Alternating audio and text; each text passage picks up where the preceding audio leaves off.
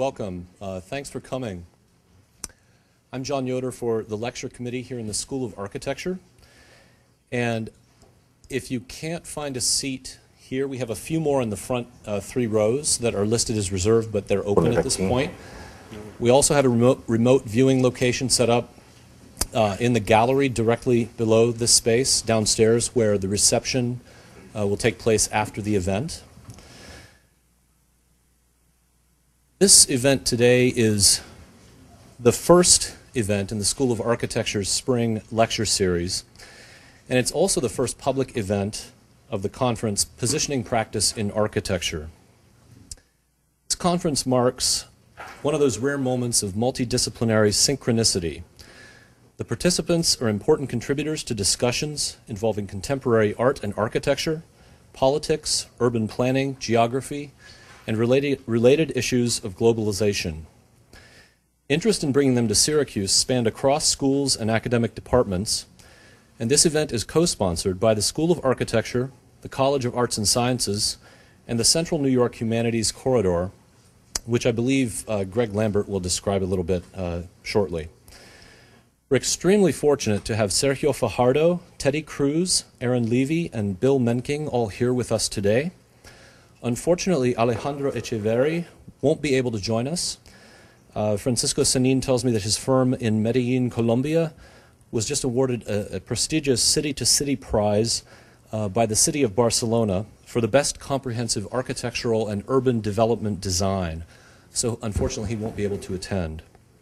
I'd like to welcome my colleagues from the School of Architecture, the College of Arts and Sciences, the Maxwell School, and other departments and organizations across campus and from the city of Syracuse.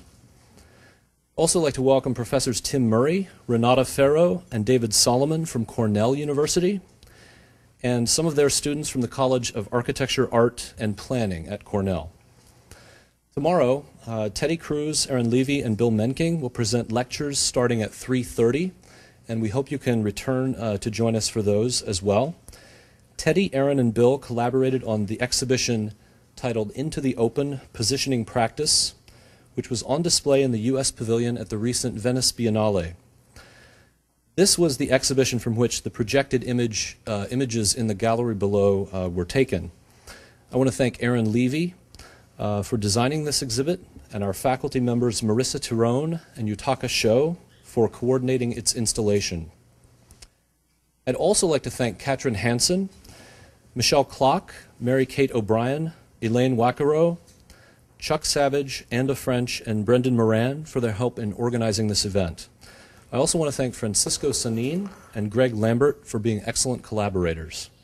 I especially want to thank George Langford, Dean of the College of Arts and Sciences, and Mark Robbins, Dean of the School of Architecture, for their ongoing support for multidisciplinary collaborations such as this.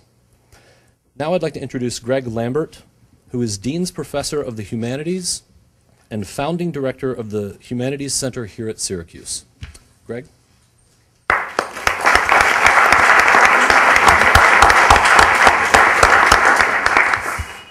Thank you, and I want to welcome you tonight to what is the first and inaugural event of the 2009 season of the Andrew W. Mellon Humanities Corridor Project, which links Syracuse University, Cornell University, and Rochester, University of Rochester, in 6 different areas of clusters of study, including philosophy, linguistics, culture and religions, humanities at the intersection of technology and science, music and music history, and finally, visual arts and culture.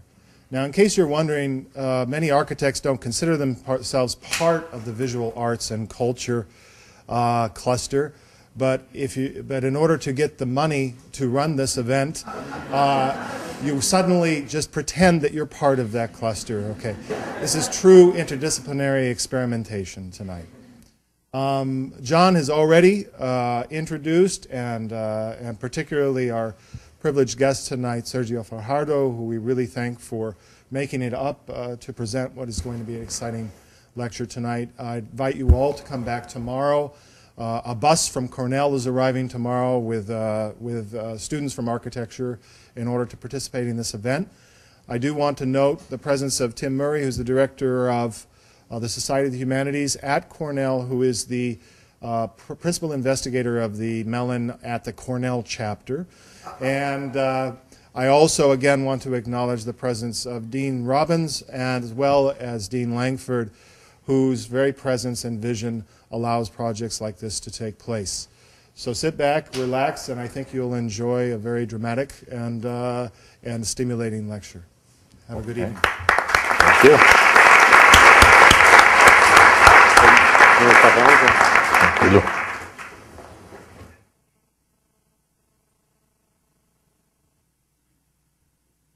Good afternoon. My name is Francisco Sanin. I'm faculty at the School of Architecture, and I have the privilege and the daunting task of introducing Sergio Fajardo. It's always a challenge because every time I introduce him, I discover more and more things about what he does. But in order to give, I think, a sense and a scale of the work that you're about to see, and probably the significance, and probably even more the challenges that the administration of Fajardo face, I think maybe a little background. I wouldn't like to assume that everybody knows everything about Colombia. By the way, it's written with an O as opposed to an U. That's a very important factor for you. A country that has the distinction of being the longest running democracy in Latin America. On the other hand, you know, for the last 30 years, if you mention the name Medellin or Colombia, everybody's going to crack a joke about some white powder. Everybody's going to go into some kind of stereotype about violence and about a way of life. That's what stereotypes are for. On the other hand, the roots of those phenomena are structurally quite complex, too complex to cover in a lecture, but clearly have to do, on the one hand, with a larger international frame of market, power struggles, ideologies that led to things like a guerrilla that in the 70s may have had an ideological background and that by now has lost any credibility of being able to claim to represent any group in society. On the other hand, death squads, right-wing reaction to the violence with even more violent acts, narco-trafficking, enormous amounts of money circulating, more than reputedly than the oil countries put together, the cash flow, in a country that has never been poor, but it's never been that wealthy either. The war that ensues for the control of that money, for that market, together with globalizing ideologies that claim to have the answer or that claim a claim to power. A society with a big migration from the countryside moving into the cities with no employment, with no housing, with no benefits. The territory is ripe for war, for civic war, if you want civil war, if not at least.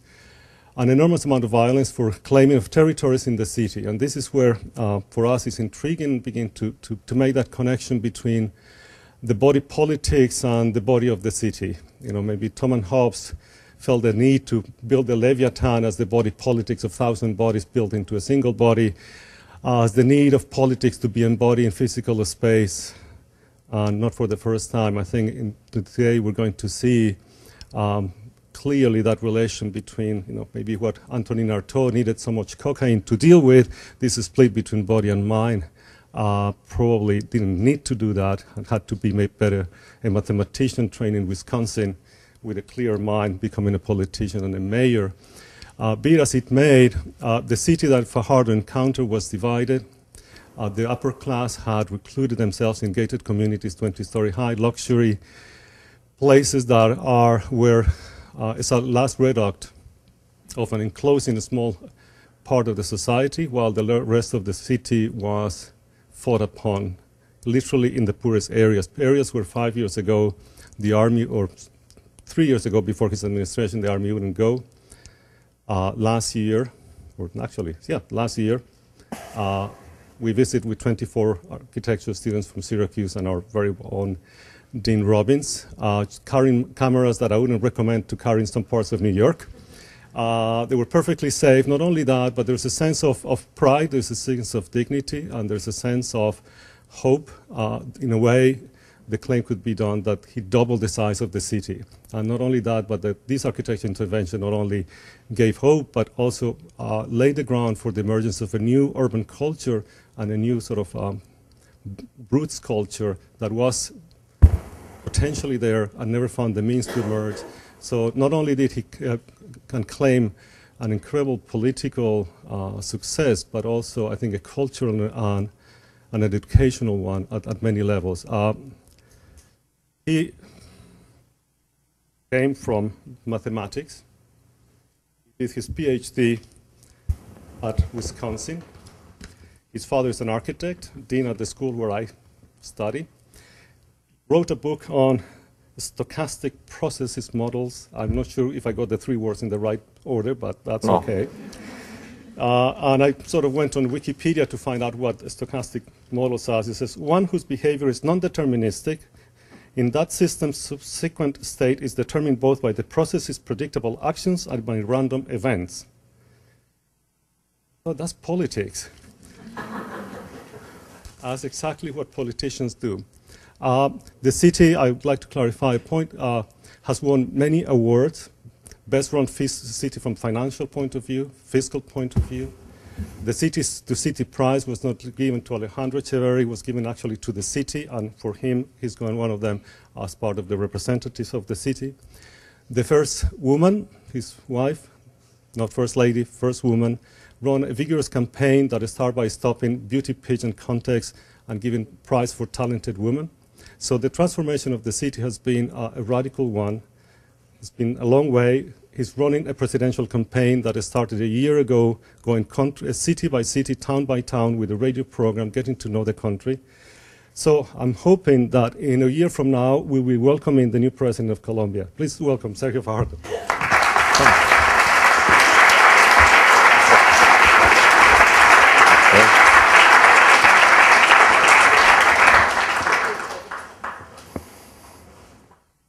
Good afternoon. It's a real pleasure for me to be here, to be with my friend Francisco, who has been very supportive with Mark, with the group of students who went to Medellin, and to come here to tell you the story of our transformation, what we are going through, what has happened to us, and to show you that things can happen and that we can make sure that things happen if we do the right things. I'm very glad, as I said, to be here. Thank you very much for having the snow. In the United States, I am from Wisconsin, from Madison, Wisconsin, so I loved snow.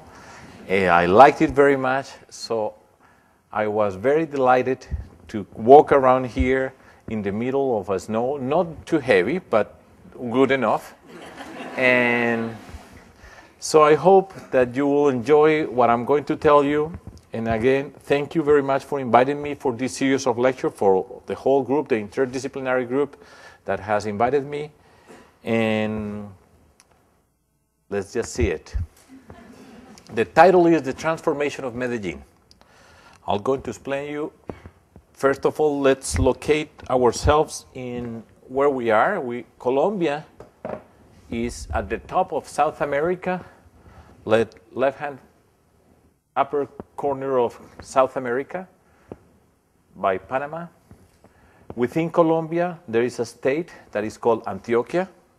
And within the state, the capital of the state is Medellin. It's the second largest city in the world, not in Colombia.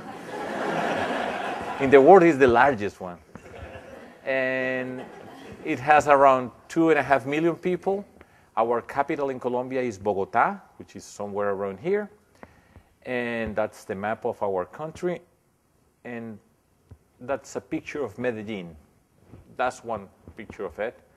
We have mountains on each side. By the middle, it runs a river called Rio Medellin.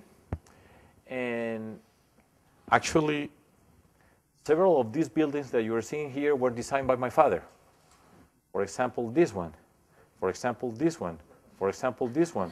For example, I never thought about it, but now that I looked at this view, I said, and actually, So it's a way of saying, well, my father is an architect, he's alive, and I'm very proud of him.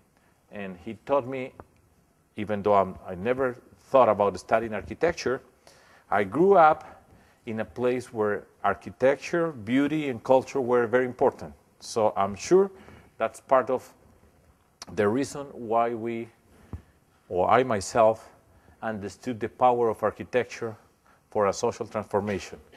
Actually, just taking a look at this picture, I'm going to talk about this sector of the town in a little bit. But you see the mountains, and all these are sort of displaced people who come to live in the city. So I'm going to tell you about this wonderful city in a beautiful country which is called Colombia, and I'm going to tell you some interesting things about us. That's the picture that goes in front of the book that we wrote explaining what we did. Actually, the translation of what the statement, the phrase that we had to capture the essence of our work was from fear to hope. And it's not that we copied someone very important here, which I like him very much, by the way, but that was the way of expressing what we have done. Fear, destruction, hope, opportunities. So that's the picture which I love very much. And let's get going. I am a mathematician. We mathematicians state and solve problems. So let's take a look at the problems that we wanted to solve. We still have a long way in order to have them solved. It will take very many years, but we stated them, we understood them, we had them perfectly clear, and then we started working on a solution. And I'm going to tell you the problems. One, social inequality. We have a deep social inequalities in our society and a historical social debt accumulated through years. This is not strange. It's difficult, but it's not strange. That's common throughout Latin America. Latin America is the most unequal region in the planet. Not the poorest, but the most unequal region. Brazil, for example, is the most unequal country in this most unequal region, and Colombia is very close to Brazil. So this is a common problem that we have. Now, but we state it as a problem that we want to solve. That's a political statement. When we say, I want to solve this problem, I could say I would solve another one, but this tells you what we are aiming at. And the second problem, and before I state the second problem, this is a good way of explaining this and what we did. This is a map of Medellin. The sectors that you see are called comunas.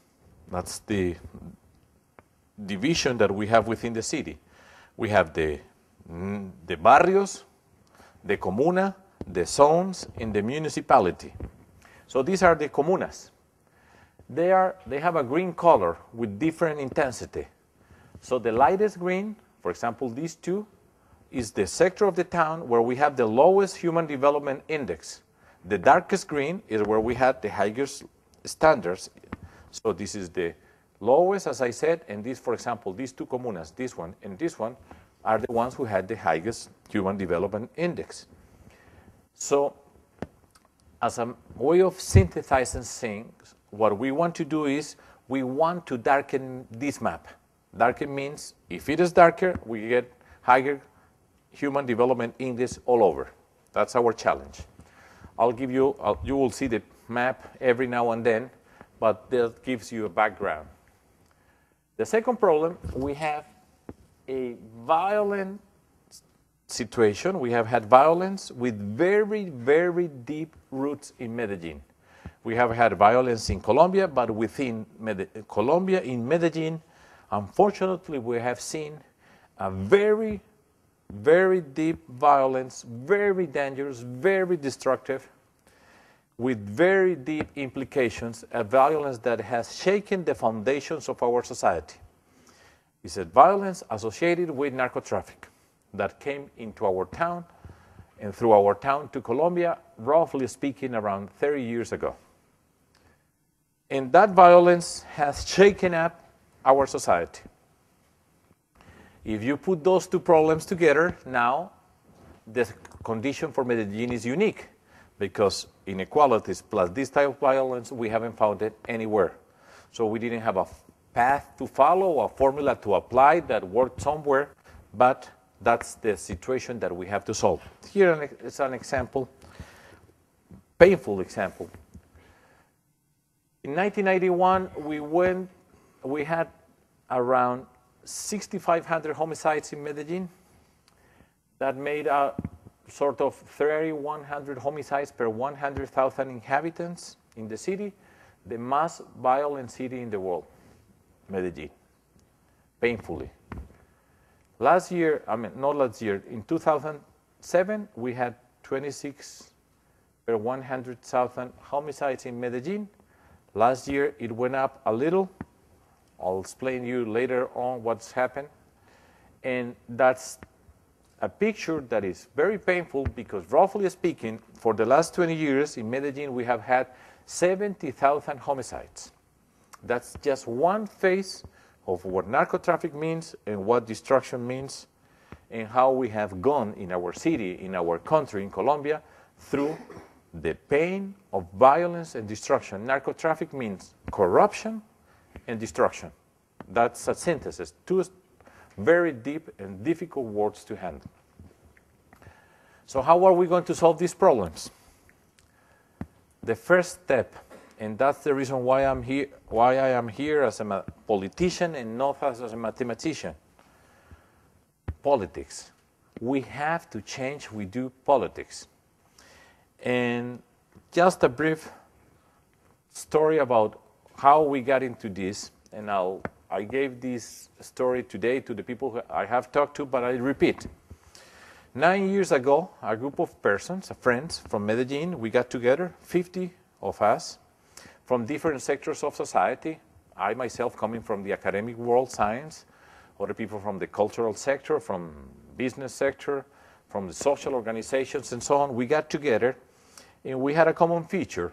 We were all people who wanted and were interested in our society. As members of civil society, we will try to improve our conditions in our society. We will try to do our best. For example, I used to be a member of the National Science Council, trying to make sure that basic sciences are important for our development, and many things like that. But we have spent our life saying how the world should be, what things should be done, but unfortunately, the politicians are the ones who make the most important decisions of our society. So we were always saying it should be this way, but those guys, politicians, would do what they thought they was better.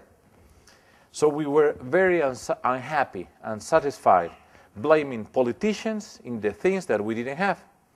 So after a long period of life, complaining and trying to improve, we made something very important. We decided to get into politics. And what we decided was to create a civic independent movement. That means a set of basic principles. For mathematicians, the set of axioms. We all will respect our principles. A proposal for the city, the society, and a way of doing politics. Very briefly, we said we will never pay a single peso to anyone to be with us. We won't buy a boat, we won't buy a person, we won't buy people's dignity. And the way we did it, and that was our marketing strategy, and we didn't have to hire some guru from the United States to tell us how to win elections, was very simple. People come out of their homes, and what we had to do was we have to go and meet people. And how did we do it? Walking. Nobody will charge you for walking. So we went out walking throughout the street, handing out a leaflet. So people would come to a soccer match, we will be at the entrance. They go to church, we will be at the entrance. They come to the university, we'll be at the entrance. And we walked through all spaces that we had in the city. The story is very exciting, but it's too long. So the first thing that I had to do, that I wanted to tell you is, this story wouldn't be possible if it's the way we did politics. Because if you pay in order to get to power, Then when you get to power, you get there to pay what you had to pay in your way up to power. And that's the entrance. The way you do politics is the entrance of corruption, clientelism, that's the way it's said, clientelismo. Okay? And that's the way you will handle society. So we did it. We didn't negotiate anything about our city. We didn't negotiate the public interest into a private interest. And we got into power to do what we had dreamed, what we said that we were going to do. And that's the next step. But the first prerequisite is the way you do politics in order to get to power. That will determine what type of society that you have, what type of administration you will have. I always tell this story. Usually people tend to forget this, and they just look at the way you do things once you are in power, but never forget how you got there. You want to be the mayor of this city, take note of this thing. It's another picture of Medellin from other side. Okay, so we had a formula to solve the problem. The formula will be take and put. I'll say it that way. And make sure, and I want to explain you so that when I'll show you the formula in a second, the order of the factors alters the product, the result. Let's see. Here's the formula, the intuitive formula. I'll explain it with this picture that I like very much because it allows me to explain very simply what we have done. Those are two big trees, huge trees. One is the violence tree, and the other one is the inequalities tree. So our challenge is we have to take them out. Usually people, many times, they just say, well, I want to take first the inequalities tree, and they go out to try to pull it up. What we mathematicians say is, before you try to pull them out, think a little bit about the roots before you start pulling them out. So we wanted to understand how the roots are, how they look like, so that we make the best decision in order to pull out the trees. For us, the roots look like this. Think of 30 years ago. These huge trees, the trees go like this, and eventually they start moving, and then they get together. And at the end, we have a root that looks like this, where you cannot tell which root is from which tree. They ended up having a common root. That's the way we understand it. 30 years later from when things began. Now, if that's the situation, then the intuitive thing would be, well, you have to pull those two trees out together simultaneously because they have a common root. If you just go out and try to pull one tree out, you will never get it out because the way they are connected by the roots. So how do we pull them out? In the intuitive idea, we split in two groups. Half goes to this tree, the other half comes to this tree, and we start pulling. Now, those roots are so deeply ingrained, that's correct? So deeply in there, so that we tried, and it doesn't work. The two trees, they don't move. If that first intuitive idea doesn't work, then we have to work on the next one. And the second idea would be, try to do something like following. Let's try to pull one tree a little bit, then move to another one, and try to, so step by step, try to move them up. So we come to the violence tree. The group that was divided, we get together around the violence tree, all of us, and start working on it. Very, very hard. And we keep going, and suddenly we start feeling that it's moving a little bit. In the moment that we see that it's moving, then we move all of us to the other tree and start pulling up the other tree and so on. That's the formula. I'll translate it. The first thing that we have to do, the tree that we chose, is the violence tree. It's important to understand why that violence tree.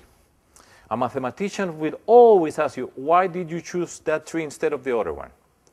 And the reason is, when you have a setting of violence, nothing inside that violent setting will grow. nothing happens. Because violence is destruction.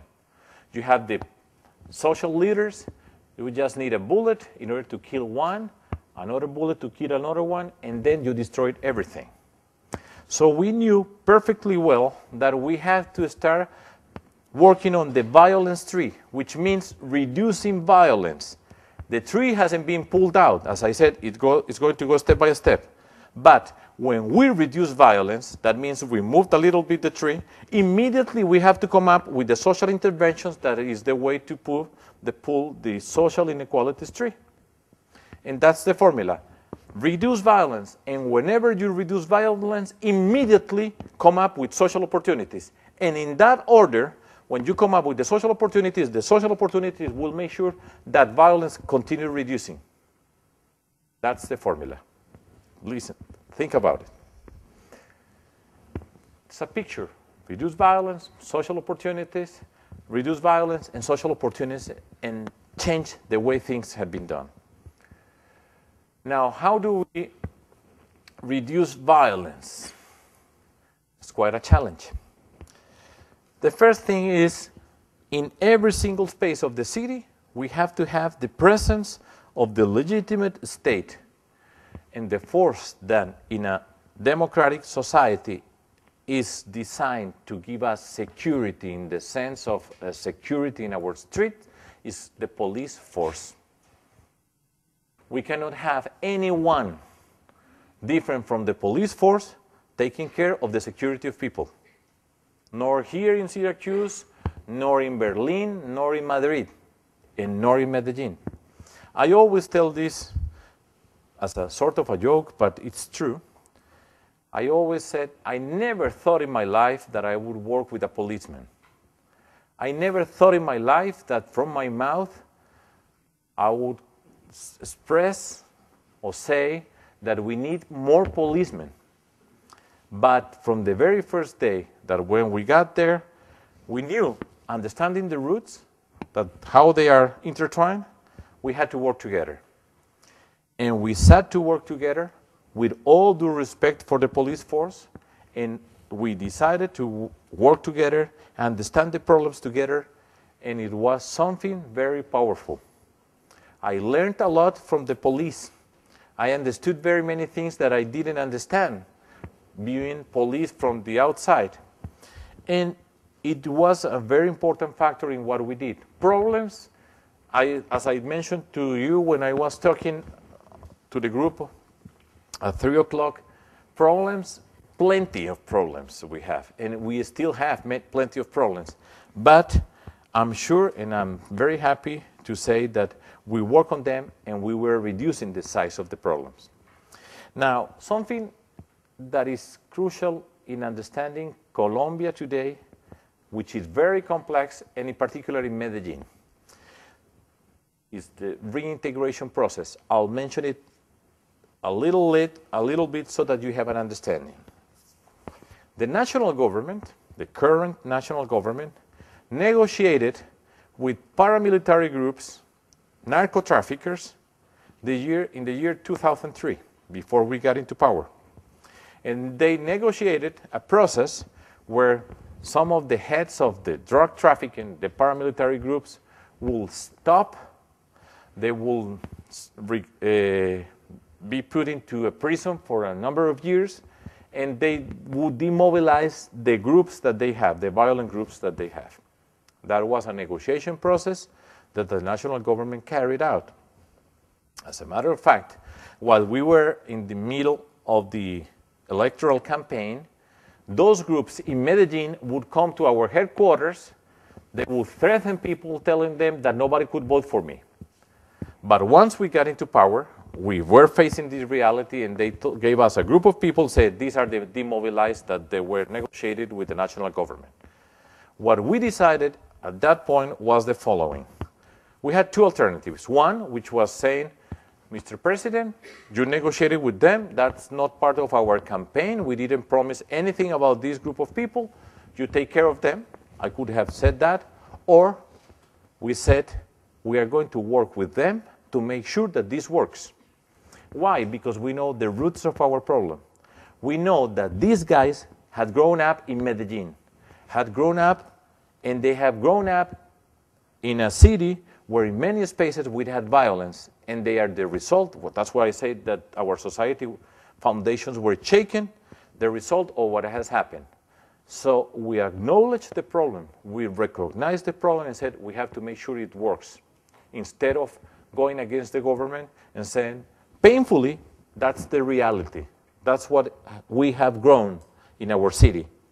But then we're going to work on it.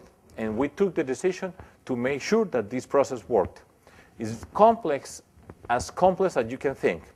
The typical example, we have a 25-year-old guy who is giving us his gun. He went to the legal world 10 years ago, so when he was 15. And when he was 15, he went from a street in Medellin, when in the highest grade that he had obtained in school had been 5th grade, and then he went to this world. And now he's with us, he's giving us his gun, and what do we do with him? 10 years in that world, destruction, no education, 5th grade, and here we have him. What do you do with that person? Then we design a process so that we would reintegrate them. It had a psychological intervention, social intervention, educational programs. I'm not going to get into the details, but we work with them to make sure that they could come back to society. Difficult as you can think. I know no place in the world who will tell us, do this with them, and after 2 years, then you have a good citizens. So we had to create a group of people who worked with them. We put resources, and instead of fighting with the national government, we said we have to solve this problem. Synthesizing, summarizing, we got around 4,000 in Medellin of these guys. Of those 4,000, I claim that 85%, 3,400, that group is going in the right direction with us. Little by little, they are leaving behind the wall where they were, and they are coming back to society. 15%, 600, they came out and they knew that they were not going to comply with the things, and immediately went back to that world. That happens in all these sort of negotiations. A group of people, they are signing, but they know that they're going to continue what were they doing. So what we did was 85% come with us. 15%, they are there. But what happened in Medellin?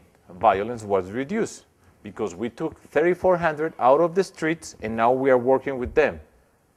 And immediately, we come up with the social opportunities. The problem was this big. Now the problem is this big. And we make sure that we reduce violence, and whenever we reduce violence, we come with social opportunities. It hasn't been finished. There's people who are doing these things, but they are less. And then we are improving our condition step by step. And that has been our way of acting. We know that the size of the problem that we have. I wish we didn't have the problem. But you have to understand where you come from, where you are standing, before you start talking about the problem. And that was the attitude that we took. Pragmatic and creative. Pragmatic in the sense that I cannot solve that problem, but definitely we can reduce its size, and we can improve the conditions, and we keep going. That's what we had been doing. So some people tell me, but what happened in Medellin had to do with the paramilitary. I said, sure, definitely, because they signed that treaty. And what we have, you negotiated with them. We never negotiate anything. They negotiated with the government. What did they negotiate? That they wouldn't continue killing, and that they wouldn't continue what they were doing. That's exactly what they had to do. Good, of course. And we were taking these people away from that world, and we were improving. So some people reduce this as saying, it had to do with the paramilitary. That's definitely true. But obviously true.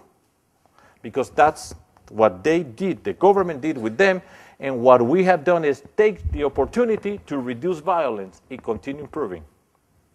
Okay. That's the problem. And now we come with the solution. We reduce violence. Police reintegration process, civic culture, but I didn't mention it. I'll work on it a little bit when I explain what is coming next. And then we have to come up with the opportunities. Now, what do we understand by opportunities? Here's the statement. Education, understood in a broad sense, is the vehicle for social transformation. The statement that would characterize our administration would be Medellin, the most educated. That's the challenge. Why that?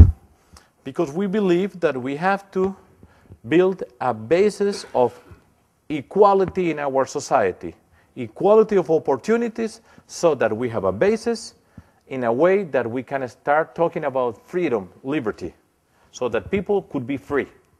But we have to come up with the conditions so that the basic material that we as human beings need in order to develop our abilities doesn't depend on the color of our skin, of the place in the town where we were born, or the fortune of our parents. But those are rights that we as human beings should receive from a society. In particular, whatever you do has to go through the door of education, where we get the highest quality of education for everyone, but the access to that highest quality of education doesn't depend on those factors. We have a society where we have a 20% elite that receives the highest quality of education, and 80% those go to private schools, and 80% go to public schools of lower quality. Every single day that we perpetuate that model, then our society is more and more unequal. And if it is more unequal, it's more unjust. If it is unjust, that's not the society that we want to live on. So everything you say, all the expectations that you have for your life have to go through this door. So that's why we got into power. Because we were saying all our life, it should be this way. Now we got into power and we said, this is the way it is. That's the difference. We would be saying, you should do this. Now that we are the ones who are in power, they said, and this is the way we are going to do it. And that's exactly what we were going to say. I used to sign newspaper columns and saying it should be that way. Education should be, in a broad sense, the vehicle of transformation of our society. But it should be. Now we're saying, and now we're going to do it. And that's why I'm here. And I'm going to show you a little bit about it. Here's the symbol of our city, what we were doing. Medellin, the most educated.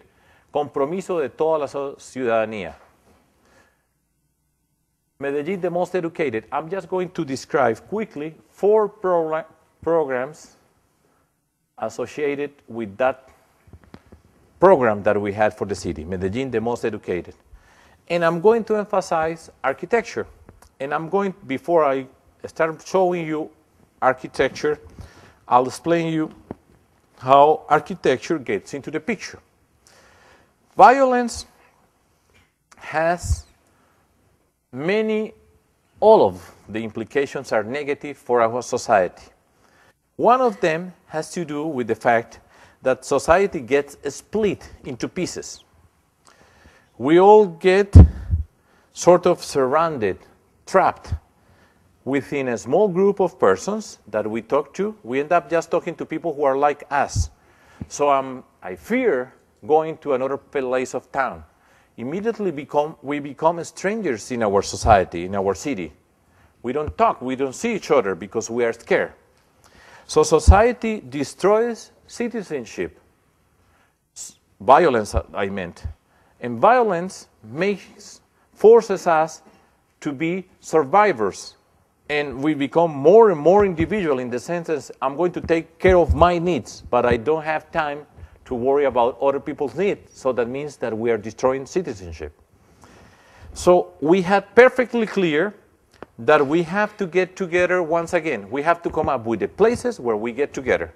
We have to see each other if we are going to change conditions. So we knew we have to get together. We have to come into public space. That's where we, in a society, get together, in the public space. And we remember the 2 problems that we were going to solve, or that we are solving. And we knew that those encounters should be very profound in order to have a peaceful relationship and opportunities for everyone. So what we did was sort of change the skin of the city. That's the statement that I like to make, which means where we had the destruction, then we are going to build the most beautiful places in the city in order to get together. But what spaces? Associated with education. So where we are going to build were cultural centers, new public schools, park libraries. I'm going to explain to you what park libraries are. Science park, Botanical Garden, all places associated with knowledge so that we will get together under two conditions. One, the most beautiful things in our city will go to the humblest people. We are going to stop that thinking that say, if you are poor and if you are given something, then you're winning because you have nothing. What we decided was the best that we could do as society, we will put it in the poorest places in town. Where poorest means where the lowest human development index is. And it has to be beautiful. Architecture then comes as a way of expressing the society that we want to build. And that's a very powerful message because we are fighting against social inequalities. And when a society puts in the public sector, in the poorest sector, the most beautiful things that we have, and all those places are places for opportunities, that's what we are aiming at. And we knew exactly what we were doing, and then that's why architecture is part of a social transformation. It's a tool that comes very handy. We recreated things where there was destruction, this place which meant death, then immediately we built something that means opportunities. I'm going to show you that. Library parks. First, what is a library park? It's a place which we have books, we have internet, for the internet for people, computers. We have the barrio salon, the barrio room, beautiful auditorium. We have the place for entrepreneurship, social entrepreneurship at the lowest level. Entrepreneurship for us means the ability to change knowledge creatively into productive activities. At the lowest level in our society, knowledge is not what we have here at the university, but we have talent. We have plenty of talented people in Medellin and in Colombia. And our challenge is how that talent can be opened up a door so that could be creative. So we had a tremendous program called the Culture of Entrepreneurship that goes from the poorest neighborhood to the highest level of scientific knowledge in our society. Then, as I said, we had the room for the barrio, the auditorium, the books, the internet, the entrepreneurship sector, the places for kids under 5 years old, the first infancy, where they have nothing in the public sector associated with the things that we had. We had the place for older people, and we had everything in those places. We built 5 of them, beautifully located in the poorest sectors in town, with the exception of one of them. Here they are. This is the España Library Park. This is at the edge of the mountain. Well, in this picture, we had already bought some houses that we had here. Everything that I'm going to show you has a social program that goes with the development of people up to the point where we get to the building at the end. So here it is. It was located in this part of town. As I said, it's at the edge of this very steep mountain. And we start building it. There it is. All of these tents that you see here are little enterprises that we built with our social entrepreneurship program at the lowest level. Most of them women. Usually women were locked up. And we went to where they were, we opened up the doors, and many women had now micro-entrepreneurships that have allowed them to get bigger in our society. We bet on women development as part of our social transformation. So you see the difference? There it is. That's my phone. That building, and you see what we built there, has won the most important architectural and design project at Iberoamerica. given by the 6th Ibero-American Architecture and Urbanism Biennial in Portugal in May of last year. So if you want to see the most important architecture work in Ibero-America, you have to go to the poorest neighborhood in Medellin to go and see a park, library park that we built in the poorest sector of Medellin. And there it is. Some architects argue about this, some like it, some don't. I don't care. There it is. For me, it's the most beautiful thing in the whole planet. That's it. You can spend the rest of your lives talking about whether you like them, if it is this school or that school, if it is natural or not. I don't care. That is very impressive. And nobody there has ever cared about that, but they are very proud of what they have. And in the poorest neighborhood in Medellin, the most important architectural work in all Ibero-America. That's a picture. Nobody would come to this sector of town before. As I said, who would dare to go there? I remember the first time I myself went there. I went there walking when we were campaigning. I hadn't been there before. I knew it by name. I remember that it was very depressing. In Colombia in general, in Medellin in particular, people are charming, friendly. Even the poorest person are friendly, attractive, outgoing. But this was a part of town where I said, I cannot believe this is happening here. If you go there today, you will see a completely different sector. We still have violence, we do, but less. And we are opening up the path of opportunities to other people so that we don't repeat the story of the 25-year-old guy when he was 15, he went into that world. Now we are opening up another path. Second Park Library in another sector of town. Here's the arrow. Another award. I said that these girls is the face of the Medellin's transformation, and it should be the face of Colombia's transformation, which means this little girl, under normal circumstances, then she would have been at the street. Instead of going to a park library, would be in the street, and she would have seen violence around. Now, she can laugh, she's playing around, I don't care. But we have created a new place where they can get together and kids can laugh, as she's doing now. The third one, another part, a little bit of the construction. Another mention in that. The fourth one, in another part of town. Here it is, the arrow. Many policemen around? Zero. The army is there? Zero. Buildings, walls, barbed wire? Zero. It's open for people to get together.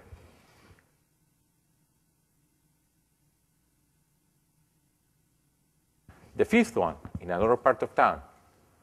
This is the richest part of town. And this is another part in front of it.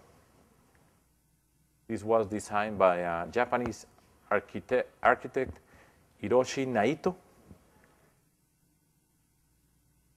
And those are 5 library parks that we designed. We bought the land. We came up with these architects. They designed them. We built them. We organized them. And they are working, and people are going there. Those are new places that the city didn't have. And many people come to Medellin, and the beautiful thing is, I want to go to see the library parks. We opened up sectors that nobody ever thought that we can now visit. We decided we built what we call 10 new mega schools in the poorest sector of town. The poorest kid in Medellin, in those sectors, they go to a school that has nothing to envy to the school that is attended by the richest kids in the city. This is very high up in the mountains, at the edge. So we built this. There were kids.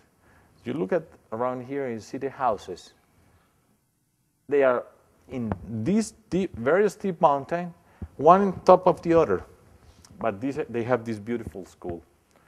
Another part of town, in the mountains, very high up in the mountains. Another part of town. You see the houses. Look at the background. Very difficult to get there. Another part of town. Another part of town. Another school. This kid never thought in his life that he would have a chance to read that book here. Another part. Always our mountains, you see the background. Another part of town. Another one.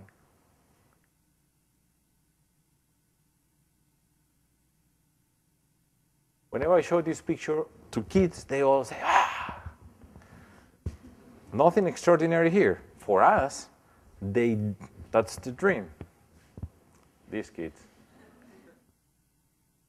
Now you look at the map of Medellin, and that's where we went to with our interventions. We never went to the places where traditional politicians would like to have things done. We went to places where there were needs, because we work with the Human Development Index, not with the traditional politician that has a particular sector of town where they have votes, and then they come with the development for that sector because that's where they have their votes. We renovated many schools. I heard that President Obama, among the plans that you have here, is to renovate schools, because there are many public schools that are in very poor shape. Well, future mayor, take a look. It can be done. Look at this school. This is a very good example of what things can be done. Look at this school, typical. There is a wall here, a fence, and a barbed wire here, and look what this guy is doing here.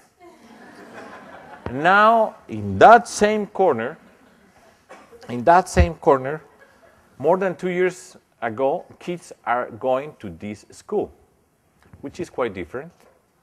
Now you understand what I said when I said, take violence away and immediately come with the opportunities. We have to change the skin. Architecture plays a very important role. So think of what the girl that used to go to the other school feels now that comes into this school.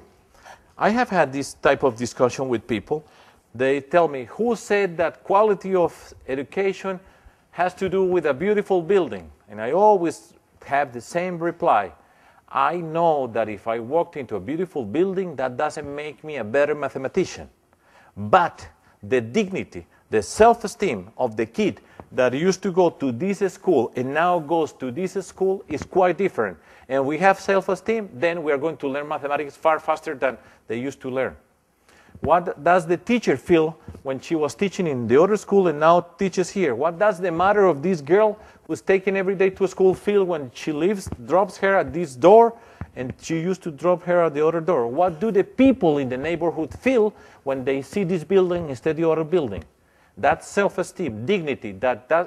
I don't know of anyone who has a numerical measure of what dignity means, but that I'm sure we built it. And that's very powerful. In 4 years, inside of each school, then, we have a quality pact in order to improve math, language, and everything. But architecture came into the picture to help us to promote that intervention, but all things that we do are associated with getting people ready to have the talent, the ability to be free human beings. If we don't go through here, I'm sure there is nothing to do. We can give money away to everyone. That's very easy. And it's very successful in the short run. But we have to change human beings, and it has to go through here. That's why I'm in this world. Look at this. If I had said this is a prison in Medellin, you could have said, sure. Well, now take a look at that school and how it is now. It's different, isn't it? Designed for that particular corner of Medellin. That's not a universal design. It's for that particular corner, for that particular people in that particular neighborhood. That's what the architects did. And you can imagine what people in the neighborhood feel. Here you can look through the glass. You were associated that you had to have these walls surrounding things. This is another part of town. Look how it is now. This used to be the restaurant where they would have lunch. Well, today they had lunch at this place. And every single arrow that you see there is a school renovation that we had in the city of Medellin. So I hope President Obama does this throughout this country. And you can learn from Medellin. Why not? There it is. As I mentioned, we had this entrepreneurship culture. I'm going to tell you the physical part of it. For example, this is a town, a neighborhood in Medellin, a barrio in Medellin, and this is a corner. It used to be like this, and today it is like this. What happened there? The entrepreneurship program for that community is carried out now in this place. So the people saw this corner, and now they see this corner. We had violence, then we come with opportunities. The physical aspect of it makes people look in another direction. And inside of it, of course, we had this social entrepreneurship program. We have it in all the library parks. We have cerezos, that's the name that we put them. This is another part of town. This is another part. This is for the university entrepreneurship program that we have for the city. Now, the present administration is going to build a block, the entrepreneurship block, with the highest standards, but that's the message. Here in this place, these things are happening, and our people start moving in that direction and understanding education in a broad sense as the engine of the transformation thing. I'm very proud of this too. This is our interactive science park. It's called Explora. I don't think in the world something like this has been built recently, in the world. And we have these 4 boxes. This was designed by Alejandro Echeverri. The box, one is Colombia, the other one is telecommunications technology, biodiversity, and physics.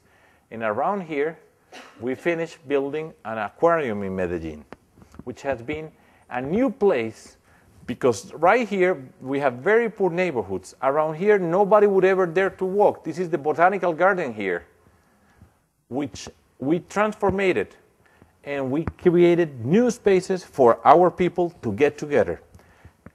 So this is the Explora Park. As I said, if you go there today, then you will have kids all over the place, from public schools or private schools. But you don't have to be from this particular social sector in order to be able in touch with science. And as a matter of fact, it has become a place where the whole families come to spend their time there. And that's very powerful because we have to get together. And the message is the public things that we have is the expression of our society. And that's where we are getting together. Around here, nobody ever walked. And we had all this intervention in this sector. On this side, we had the Botanical Garden. I'm going to show you afterwards. That's inside the park. This is the aquarium that we built. We have crowds of people going to see all these things, which was our purpose. Instead of staying weekends at home with the guy drinking, the woman locked, and the kids in the street, now we have families going to all these places. That's the Botanical Garden. It used to be like this. Medellin is called the city of eternal spring, or we called it the city of eternal spring. It used to be, the main building was this building, and now the main building looked like this.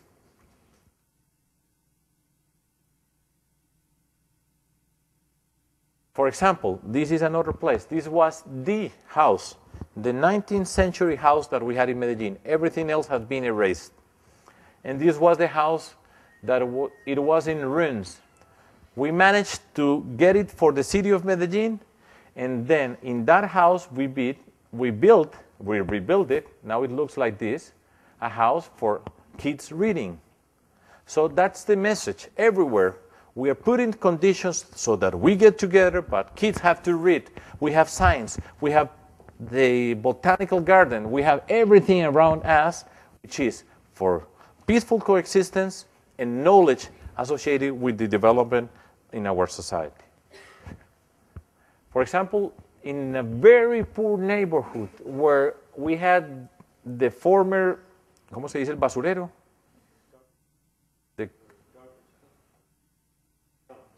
The dump. Okay, this was designed by a very famous Colombian architect. I don't know if you know him, Rogelio Salmona. He died, but he was very proud, and this was his latest work, in the middle of the poorest thing. And people will tell me, Medellin, Para, how come you are going to put Salmona's building in the dump? I said, that's where it has to go. Why we do that? Because we were in power. That's what politicians do. We said, that's where it is going to go. I'm going to finish showing you what we call an integral urban project. There are very many things, but I think I have to stop at some time. I'm going to show you, those are the two lowest comunas with the lowest human development index. Comuna 1, called Popular, Comuna 2, called Santa Cruz. These are the two poorest in the town of Medellin. So what we wanted to do, what we did was, we're going to come with all the development tools, and we have to put them together simultaneously in that space, so that people will see how, from destruction, we had quite a lot of violence there, then we come up with opportunities. So we had to, as I said, this is a challenge. It's a very big challenge because we have to do things. We have to make sure that they get there. We cannot spend 10 years in order to build a building. And not only one, but we have to put very many simultaneously so that people will feel that a hurricane has come by, but it's the hurricane that brings opportunity. So we had to do it simultaneously. Here it goes. So we invested sort of $322 million there. And whatever you see there is a social intervention. I'm going to take you from up here to down here, where here's the river coming by, and I'm going to bring you from here up to here. I showed you this building before. This is the school at the top of this mountain. Actually, this is higher than here. Then the park library, the one that won the prize in this sector. That's inside the building.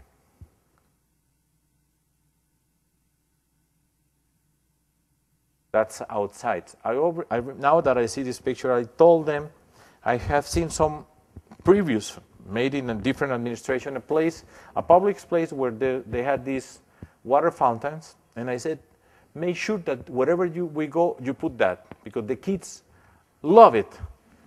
And there they are. That was the only thing that I said, you have to put this into the building. I never said anything. That's a picture. I love this picture because it's at night. And before that, nobody would look in that direction in Medellin. That was a dark place, and now that's where it's shining. The health center. Whenever they were up in these mountains here, in order to get their kids, for example, if a kid got sick at 12 at night, it was basically impossible to take the kid to a hospital. Then we had the health center, which works 24 hours a day. There it is. The architecture isn't nice. It wasn't designed by us. So that's why I show it very quickly. It is there, but I'm not proud of the architecture. Here is the place for entrepreneurship. Listen, school, library park, health center, and place for entrepreneurship, del CEDESO. This is the one that I mentioned to you. To the social entrepreneurship, microcredit, preparing people, microcredit, and following up their enterprises. This is the school that used to be there. This is how it looked like. Now this is how it looks like. Public space. We have to clean up our act. It used to be like this, for example. Now it's like this. This is a place which is really wonderful. In the middle of this mountain here, very poor, very violent neighborhood, we built this space for older people, for kids under 5, a very interesting place. This used to be the soccer field that we had. Very high up, very badly run. Now, let's take a look at how it looks like. Synthetic, the best in the city, very high up in those mountains. We organized the whole thing. The 24 hours, basically, we have kids playing there in a place that nobody sees them. And this is how it looks at night. I'm very happy whenever I see that picture. I said, I know what is happening right now there. This is another example of something that I'm very proud. This is a bridge. We built it. We are not going to win the engineering prize in Colombia because this bridge, but socially it means quite a lot. This used to be a neighborhood. Take a look at the way these things are built here. Take a look at those houses. Nobody has property rights or anything. There is a creek that comes through here. Here's a neighborhood, Andalusia, one on top of the other, very tightly packed. And in the worst times that we had, basically nobody could go from here to here. There would be a gang here, another gang here, and I don't know how many people were killed in this part of town. Now we built this bridge. People can walk through here, from here through here, and nothing happens. As far as I know, nobody has been killed there for the last years. And this is a very powerful mission. We are getting together. We are building bridges within our society. That's an example which I love because it's a very expressive picture in the sense that shows you very many things. Another bridge in another part. We have plenty of creeks coming down. I always say, if these creeks were in Switzerland, would be a marvel and the most beautiful expression of nature. But here, we have people who come to live there. This is a high-risk place. Whenever we have rains, people in those places are under extreme risk, and it's painful for us. So we are trying to recover things, but you can imagine how much work we have ahead of us. Spaces. We build this. Spaces for kids. Spaces. Social. This is a good example. Here is one example of a part. This is by a river, by a creek that we have here. And that's the mixture. Now, for example, here we have a woman who had lived here for 25 years. And now we are going to build a building there. Our architects came up with a solution for people living there, taking them from the high risk where they are, cleaning up the river, the creek, and building a social house very different from what they were living on. You cannot imagine the problem that we have at hand. First thing, we have to buy this house. Now, how much is it? Who knows? She doesn't have rights. She just came there 35 years ago, and she built that, and she hasn't had paid any public services. She has nothing to show that it's hers. Well, we have to work with her. We have a social team that works with them. Then we have to move her to another place while we build a building. Now, if we are going to build a building, you explain her what it means to build a building there. So you show a render, but she doesn't understand that. So we had to do a lot of work. Now the woman who used to live here lives here. And you see the intervention that we have made there now, and we have been organizing the whole neighborhood, and now everyone wants to live in a building. They had never seen one before and never thought that this could happen there, but that's what architectures are for. And now it looks, we are building this, we are building more buildings, and you see all these buildings that are growing up there. In the middle of these communities, and that's where we are coming up with all the development tools put together. School up there, library park, health center, entrepreneurship center, the sports place, public spaces, schools, build housing projects, all of them put together simultaneously in the same sector. And we had to do all of them. That means that we were very good at doing things. And that's very powerful, because we said, we're going to do this, and here it is. Everyone was looking at us saying, well, these crazy guys, at the beginning they said we were crazy because it was impossible. Then once we got into power, they said, now they run out of luck. And everyone has been looking at us and see if we can deliver what we said. And there it is, and that's why I'm here. This is the final picture that I'm going to, the final picture, the one before the final. This is the Metrocable, which is a transportation system that opened up a way to get into that sector. Now, down there, we had this street, very wide, no holes, but no cars. So what we did was this.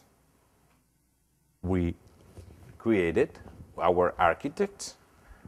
They reduced the size of the street, but we had this public space. Now we have all these trees, and we used to have 18 commercial local commercial spaces, and now we have 249. 18 when it was like this, and now we have 249 like this. And if you go there today, it is as clean as you can see it there. What did we do?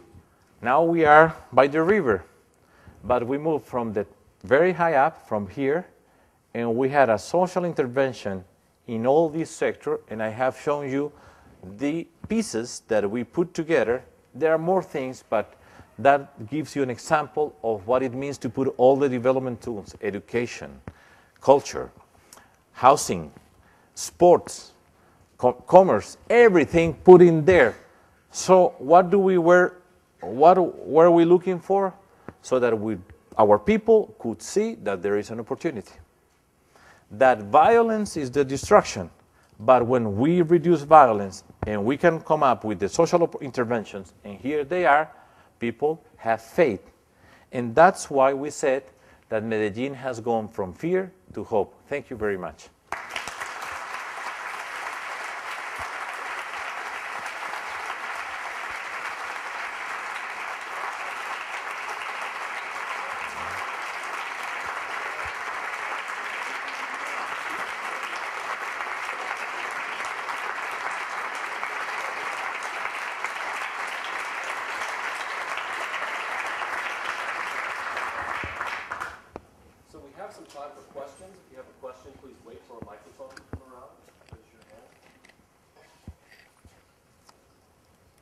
This is our campaign for the presidency. This is the Colombian flag, yellow, blue, and red. That's my name. If you want to be part of this, click here. We'll vote for you. Sergio, so exciting. I had seen, in fact, bits and pieces from international media and the American architectural publications, but I never but I never imagined it to be such a massive, project of urban social infrastructural acupuncture, and this is exciting because just briefly, I just met you briefly earlier, and I was trying to articulate to you that the excitement that I feel and the sort of a legitimation for me of an intuitive sort of thinking in the last years, in fact, when the attention had been in Dubai, in China, in those centers of economic power. And I kept thinking, at some point we're going to really realize that some of the best ideas will come from places, not of places of abundance, but of places of scarcity in a sense, where the power of social capital, of leadership, are reorienting their efforts, in fact, to the least expected places, as you suggested. And of course, how these ideas can be harvested from the third world. The third world will teach the first in some way, in terms of reorganizing this system. So I think to see this for me is an amazing, a tangible example. Of course, at a moment when finally here in the United States, after 8 years of a stupid government, possibly ideas and people will matter in this sense. And I think that these types of projects really become an example of what we could do here as we rethink the institutions. You know, we have also heard from Obama, as progressive as this government might be, but already there are hints at the fact that maybe even the way we're thinking of restructuring infrastructure is very, very limited in the thinking. It's just not about fixing roads, but it's about, in fact, recalibrating the relationship of infrastructure to programs, to community.